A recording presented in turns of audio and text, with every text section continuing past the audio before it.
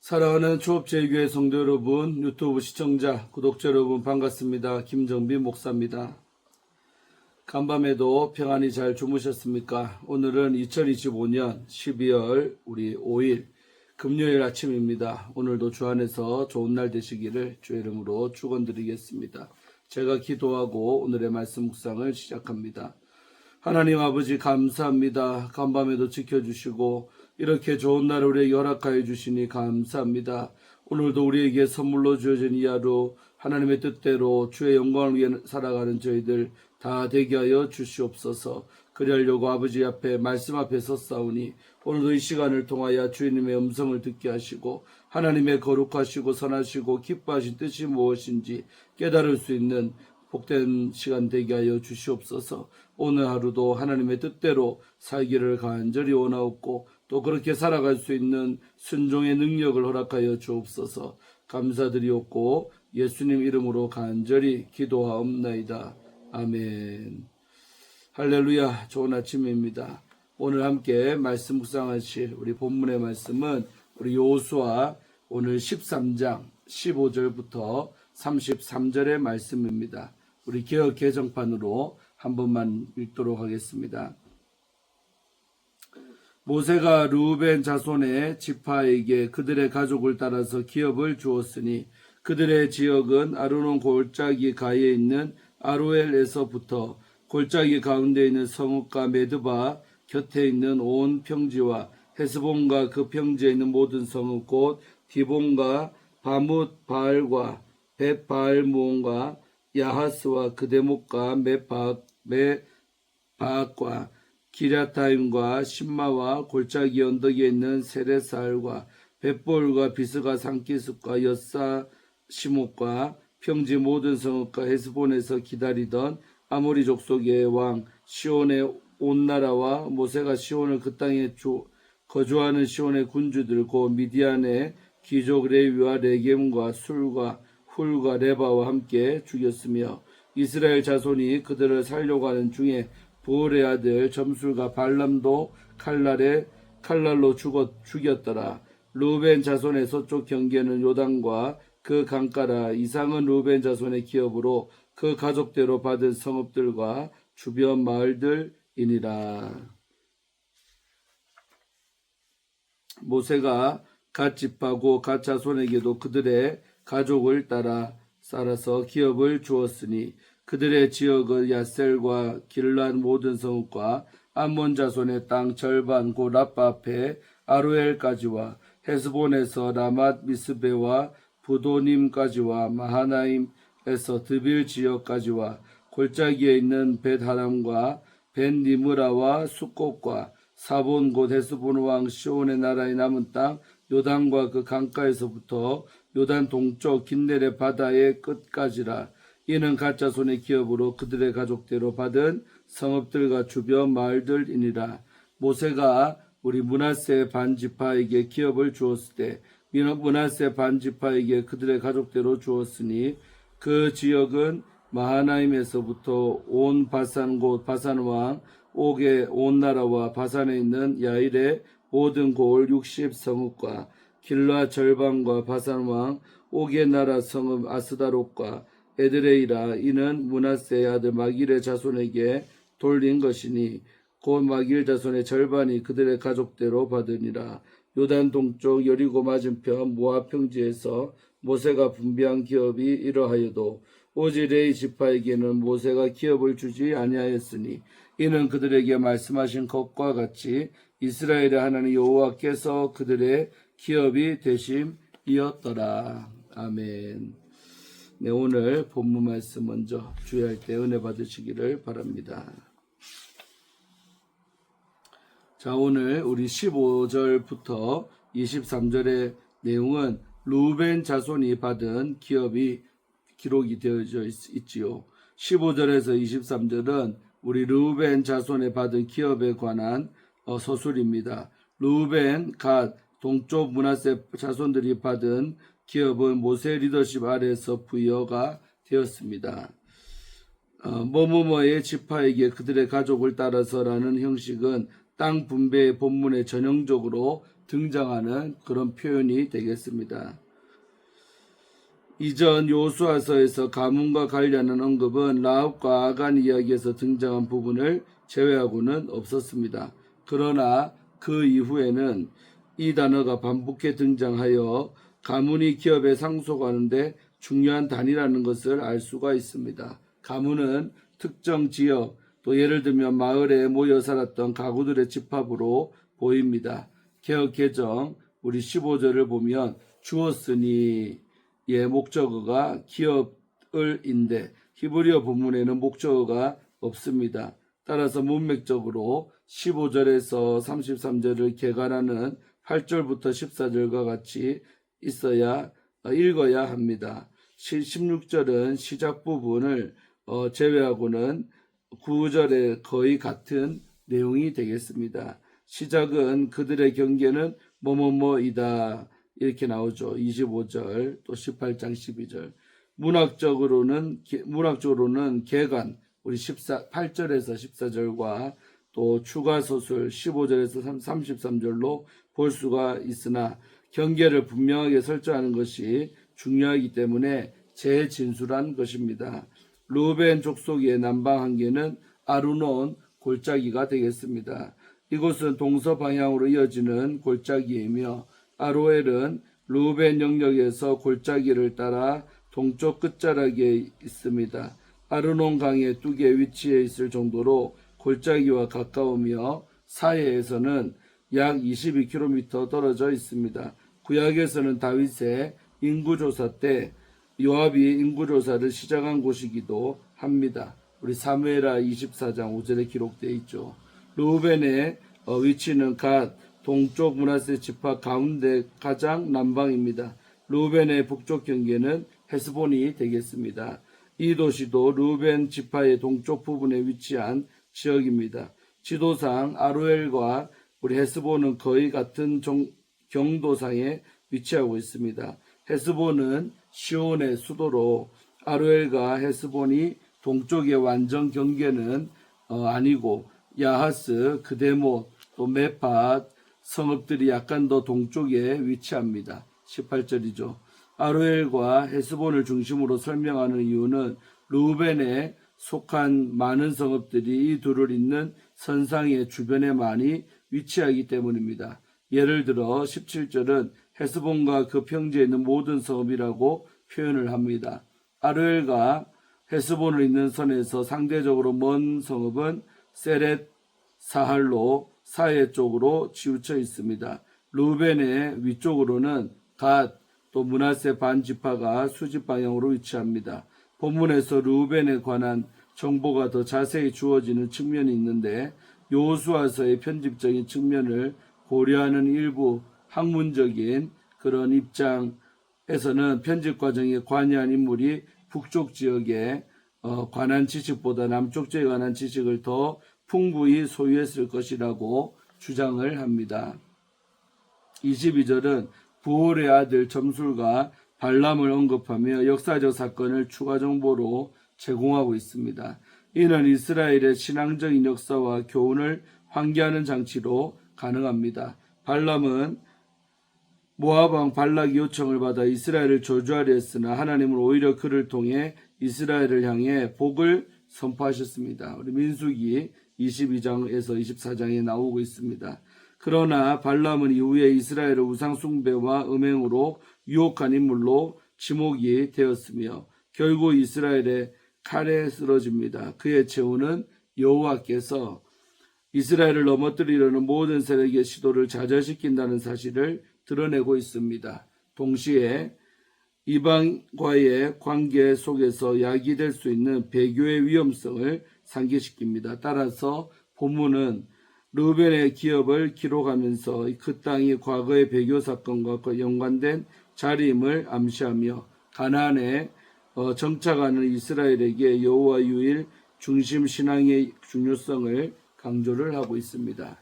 자, 다음으로 우리 24절부터 28절의 내용은 갓 자손이 받은 기업에 관해서 말을 하고 있지요. 갓 지파가 받은 지역의 특징 중 하나는 이 지파의 영토가 요단강 골짜기 거의 전체를 포괄한다는 것입니다. 우리 사해와 갈릴리에 있는 강줄기 전체를 갓 지파가 차지를 하면서 요단강과 만나는 야복강, 동서로 흐르는 강인데 이 야복강을 따라 동쪽으로 뻗습니다. 야셀, 우리 25절에 나오는 야셀은 이전에 모세가 요단 동편을 점령할 때 정탐꾼을 보냈던 장소이며 민수기 21장 32절에 나오죠. 후에 레위 사람들에게 할당됩니다. 또한 길르앗 모든 성읍이라는 표현이 25절에 등장하지만 길르앗의 남쪽을 말하는 것으로 볼 수가 있습니다. 왜냐하면 31절에서 더 북쪽에 자리 잡은 므낫세를 말하면서 길르앗의 절반이라고 말하기 때문입니다. 25절에 야로엘을 루벤 지파의 기업인 아로엘 16절과 혼동하기가 쉽습니다. 루벤 지파의 아로엘이 훨씬 남쪽에 위치합니다. 즉 25절의 아로엘은 다른 성읍이며 그 위치는 현재 알려지지 않았습니다.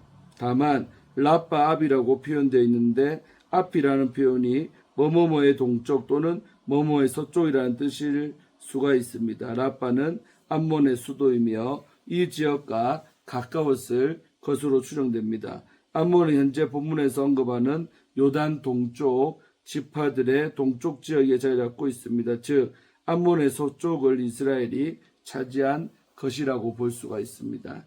자, 우리 마지막으로 29절부터 33절의 내용은 요단 동쪽의 므낫세 자손이 받은 기업에 관한 내용이 나오고 있습니다.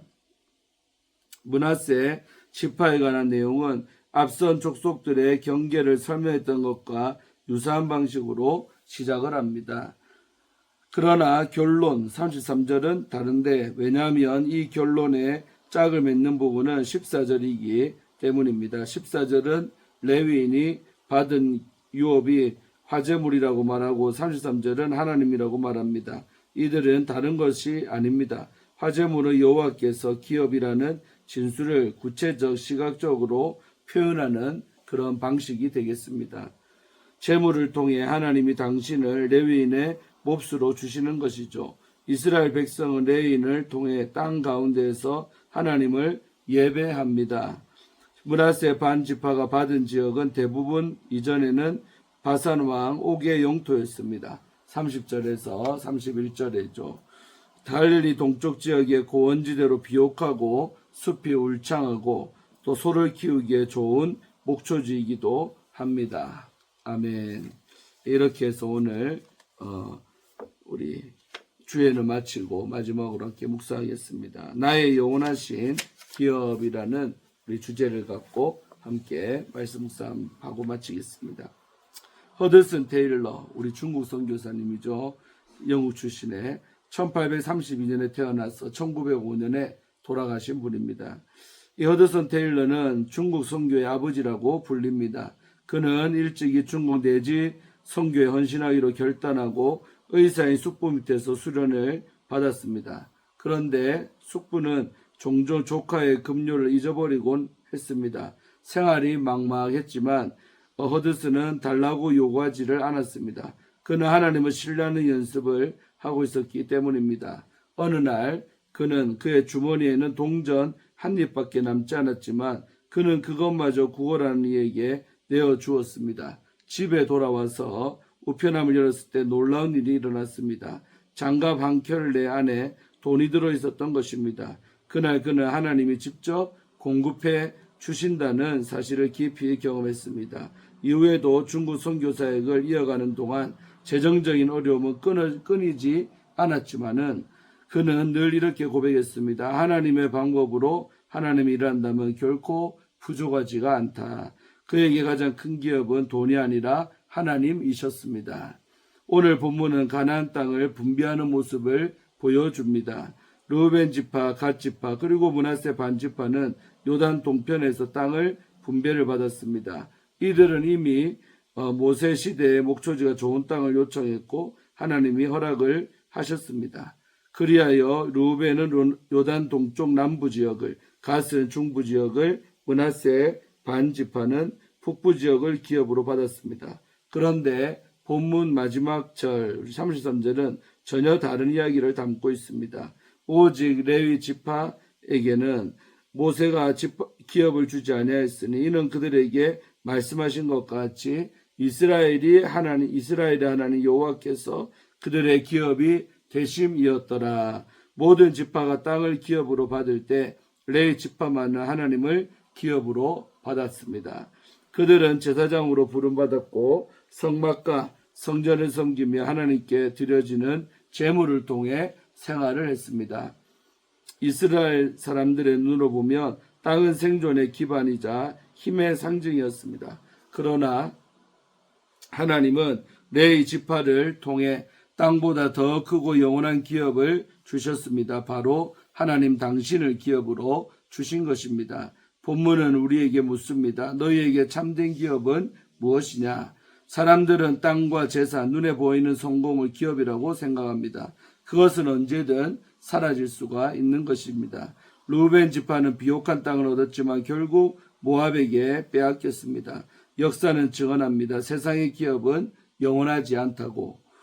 그러나 레위 지파는 땅을 기업으로 받지 못했어도 하나님이 친히 그들의 기업이 되어 주셨습니다.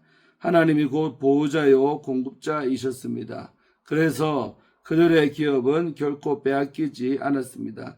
이것은 중요한 사실을 우리에게 말해줍니다. 눈에 보이는 기업보다 영원한 하나님을 기업으로 삼는 삶이 더 복되다는 것입니다. 사랑하는 우리 초업제일교회 유튜브 성도님들, 오늘 우리는 무엇을 기업으로 붙들고 살고 있습니까? 하나님은 영원히 변치 않으시며 우리를 지키시고 채우시는 참된 기업이십니다. 우리가 하나님을 기업으로 삼을 때 어떤 상황에서도 흔들리지 않는 평안과 만족을 누립니다. 허드슨 테일러가 하나님을 신뢰하며 결국 중국 선교를 이어갔던 것처럼 우리도 하나님이 기업 되심을 믿고 살아야겠습니다. 여호와 나의 산업과 나의 자네 소득이시니 시편 16편 5절 다윗의 시죠. 이라는 고백이 오늘 우리에게 고백이 되어야 할 줄로 믿습니다. 여호수아 13장의 땅 분배는 단순한 역사가 아닙니다. 하나님이 기업 되시는 영적 진리를 우리에게 잘 보여줍니다. 세상 사람들은 땅과 재물을 기업으로 여길지라도 성도는 하나님을 기업으로 삼습니다. 이 믿음을 붙드는 자에게 하나님은 언제나 신실하게 채우시고 보호하십니다. 그러므로 오늘도 우리의 시선을 땅이 아니라 하나님께 둡시다. 세상 기업은 사라져도 하나님은 영원히 우리의 기업이 되십니다. 나의 영원하신 기업 대신 하나님을 붙들며 흔들리지 않는 그런 믿음과 감사로 하루하루 살아가시기를 주님의 이름으로 축복을 합니다. 아멘. 네, 이렇게 해서 오늘 말씀을 마칩니다. 제가 기도하겠습니다. 하나님 감사합니다. 오늘 말씀과 같이 레위 지파에게는 땅을 주지 아니하고 하나님 자신이 기업이 되어 주셨듯이 우리도 아버지 하나님 이 땅을 살아가며 정말 땅이나 내가 가진 소유가 없을 때 불안해하지만 그러나 그런 것들 없을지라도 하나님이 나의 기업 되심을 믿는다면 우리는 걱정하지 않고 살아갈 수가 있습니다. 눈에 보이는 기업을 얻으려고 아둥바둥 살다가 하나님 자신을 놓치는 그런 우를 범하지 않는 저 어리석은 자들이 되지 아니하도록 정말 참된 지혜는 눈에 보이는 기업보다 눈에 보이지 않는 하나님이 우리의 기업 되심을 믿고 그 하나님 자신을 추구하며 살아가는 삶인 줄로 믿사오니 우리 사랑하는 모든 성도들 세상의 것들에 마음 뺏기지 말게 하시고 특별히 물질에 마음을 빼앗기지 않게 하시고 정말 하나님께 우리의 소망을 두며 살아가는 저희들 다 되게 하여 주실 줄로 믿습니다. 정말 오늘 하루도 주님께 모든 것을 의탁하고 전 인생을 남은 여생을 주 앞에 정말 의지하오니 우리의 영원한 기업 되시는 하나님을 높이며 찬송하며 살아가고 의지하며 살아가는 우리 조업제일의 모든 성도님들 또 유튜브 우리 성도님들 다 되게 하여 주옵소서. 감사드리옵고 예수님 이름으로 간절히 기도하옵나이다. 아멘. 할렐루야. 좋은 하루 오늘도 되시고 저는 여기가 어디냐면 성경에 보면 갑바도기아라고 들어봤습니까? 현재 우리 터키의 한 주의 이름입니다. 갑바도기아. 거기로 왔습니다. 어제 이스탄불에서 비행기를 다시 타고 국내선을 타고 한 500km 정도 떨어져 있는, 그러니까 이제 부산에서 보면 한 서울보다 더 떨어져 있는 그런 도시로 날아온 겁니다. 그래서 이제 호텔에 들어와서 이제 씻고 이렇게 유튜브를 찍고 있습니다. 이제 한국 시간은 지금 이제 한 새벽 5시에 넘었을 겁니다. 그래서 여기 시간은 6시간 거슬러 가야 되니까 저녁 11시가 되겠습니다. 그래서 저도 이제 자려고 합니다. 그리고 오늘 우리가 비행기 타기 전에 이스탄불에서 우리 성 소피아라는 성당을 가봤습니다. AD 537년 대단하죠. 그러니까 현재 지구상에서 현존하고 있는 최고 오래된 건물에 가본 겁니다. 1500년간 지속된 건물에 가봤습니다. 너무나도 참 좋았습니다. 좋고 많은 걸 느끼게 하고. 그러나 안타깝게도 지금은 성당이 아니라 그런 이슬람의 모스크로 사용이 되고 있다는 것이 참 우리에게 영적인 그런 긴장감을 주더라고요. 그래서 오늘 교회로 쓰여진 건물이 먼 후대에 그곳이 여러분 이교도가 좀 우상숭배하는 그런 장소가 되어야 하겠습니까? 그래서 그런 의미에서는 많은 마음도 아팠습니다. 그래서 또 좋은 것도 많이 보고 그랬습니다. 그래서 이제 오늘 이제 자면 이제 도착해서 이튿날 일정이 시작되는 겁니다. 그래서 잘 오늘도 하도록 기도해 주시고 또 저도 이곳에 있지만 또 마음은 늘 우리 교회에 있습니다. 여러분께 있습니다. 기도 서로 하고 또 내일 아침에 또 큐티로 제가 찾아뵙겠습니다.